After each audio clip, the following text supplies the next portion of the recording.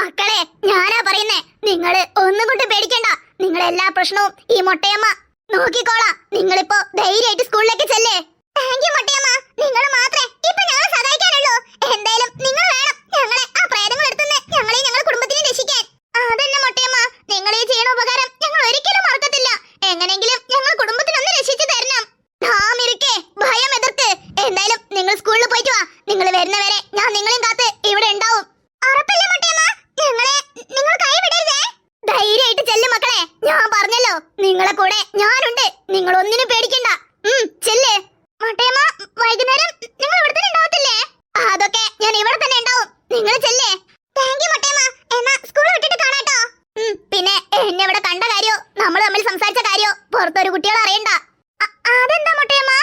അതിനൊക്കെ ഒരു കാരണമുണ്ട്. നിങ്ങൾ എന്തായാലും പോയിട്ട് വാ. എന്നിട്ടെല്ലാം ഞാൻ വിശദമായിട്ട് പറഞ്ഞുതരാം.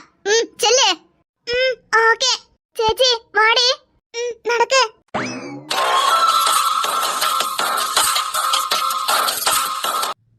എന്നാലും നമ്മളെ കാത്തു നിൽക്കാന്ന് പറഞ്ഞിട്ട് ആ മൊട്ടയമ്മ അവിടെ പോയതായിരിക്കും. അവരല്ലേ പറഞ്ഞേ സ്കൂൾ വിട്ടിട്ട് നിങ്ങൾ വാ, നിങ്ങളെയും കാത്ത് ഞാൻ ഇവിടെ തന്നെ നിൽക്കുന്നേ. പിന്നെ അവിടെ പോയതായിരിക്കട്ടെ ചേച്ചി. അതന്നെയാ എനിക്ക് മനസ്സിലാവാത്തെ. എനിക്ക് എന്തോ എല്ലാരെ പോലെയും അവര് നമ്മൾ പറ്റിക്കാന്ന് തോന്നുന്നേ.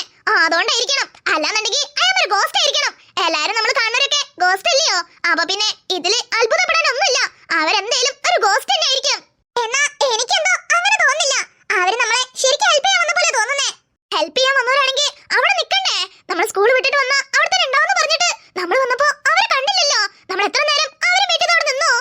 അതൊക്കെ ശരി തന്നെയാടി, നടന്നത് തന്നെയാ. ഇല്ലെന്നൊന്നും ഞാൻ പറയുന്നില്ല. എന്നാലും എനിക്കൊരു പ്രതീക്ഷ, അവരെ കൊണ്ട് മാത്രമേ നമ്മൾ രക്ഷിക്കാൻ പറ്റുള്ളൂ. എടി ചേച്ചി, ഞാൻ പറയണെന്ന് നിനക്ക് മനസ്സിലാവുന്നില്ലേ? അവര് തന്നെ ഒരു ഗോസ്റ്റ് ആയിരിക്കും ഞാൻ പറയുന്നേ.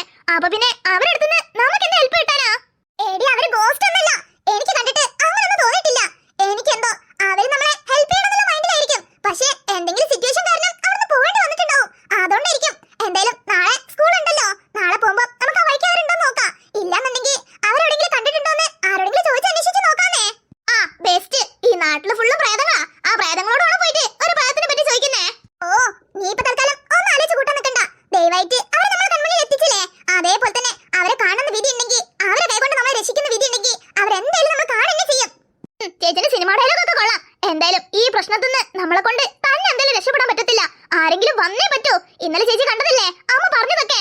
ആടി, അതൊക്കെ എനിക്ക് മനസ്സിലാവുന്നുണ്ട്. നമ്മൾ സ്കൂളിൽ അന്വേഷിക്കാനും ഒന്നുമില്ലല്ലോ. ഓരോരുത്തരോട് ചോദിച്ചില്ലേ, അവർക്കാണെങ്കിൽ നമ്മൾ പറയുന്നതിനെ പറ്റി യാതൊരു ഐഡിയ ഇല്ല. പിന്നെ നമ്മൾ ആരോട് എന്ത് പറയാനാ? നമ്മൾ പറയണതൊക്കെ വെറും കെട്ടുകഥകളായിട്ട് മാത്രമേ അവർ കാണത്തുള്ളൂ. എന്തായാലും ഈ നാടിനെ പറ്റി നാട്ടുകാരെ പറ്റിയും നമുക്ക് അറിയണമെന്നുണ്ടെങ്കിൽ അത് ഇവരിൽ ആരെങ്കിലും ഒരാളടുത്ത് തന്നെ അറിയണം. അത് പിന്നെ എനിക്ക് ആ മൊട്ടയമ്മ ബെറ്റർന്ന് തോന്നുന്നേ. മൊട്ടയമ്മ നമ്മളോട് അല്ലെങ്കിൽ ഇങ്ങനത്തെ കാര്യങ്ങളൊക്കെ പറയേണ്ട വല്ല ആവശ്യമുണ്ടോ? അയമ്മ സംസാരിച്ചപ്പം എനിക്ക് അങ്ങനെയൊക്കെ ഒരു വിശ്വാസം ഉണ്ടായിരുന്നേ. പക്ഷെ സ്കൂൾ വിട്ടിട്ട് അയമ്മ അവിടെ നിൽക്കാന്ന് പറഞ്ഞിട്ട് നമ്മൾ വന്നപ്പോ അയമ്മനെ കണ്ടില്ലല്ലോ. അപ്പോഴാ എനിക്ക് അയമ്മനോട് ചെറിയൊരു സംശയം തോന്നിയേ. ആ സംശയം ഇപ്പൊ കൺഫേം ആയല്ലോ. അയമ്മയും എന്തേലും ഇവരെ പോലെ തന്നെ ഒരു ഗോസ്റ്റ് തന്നെയായിരിക്കും. ചോ, ഇവളെ കൊണ്ട് നീ ഇപ്പൊ തൽക്കാലം സമാധാനപ്പെട്. എന്തായാലും നാളെ വരെ ടൈമില്ലേ? നാളെ സ്കൂൾ ഉണ്ടല്ലോ. നാളെ പോകുന്നേരം അയമ്മനെ കണ്ടില്ലെങ്കിലേ നമുക്ക് എന്തെങ്കിലുമൊക്കെ ചെയ്യാം. നീ ഇപ്പൊ തൽക്കാലേ പോയി ചായ കുടിക്കാൻ നോക്കേ. ചെല്ലേ. അല്ല, അമ്മയും അച്ഛനും എപ്പോഴാ വരുന്നേ? അവര് വരാൻ വൈകുന്നേരം ആവുന്നാ പറഞ്ഞേ. എന്തായാലും ഒരു 6:30 7 മണി ആവുമായിരിക്കും. നീ വാ, ഞാൻ ചായ വെച്ചുതരാം. മക്കളെ, എടാ ചെറിയമ്മയ്ക്ക് വരാൻ പറ്റിയ സമയം. അല്ലെങ്കിൽ തന്നെ ഇവിടെ പ്രശ്നങ്ങൾ കൊണ്ട് ആറാട്ടാ. ഇനിയിപ്പോ ഇതും പാടി എന്താവോ എന്തോ. ഒന്നുമില്ല ചെറിയമ്മേ. ചെറിയമ്മനെ കണ്ട സന്തോഷത്തിലെ അങ്ങ് കോരി തെരിച്ച് നിന്ന് പോയതാ.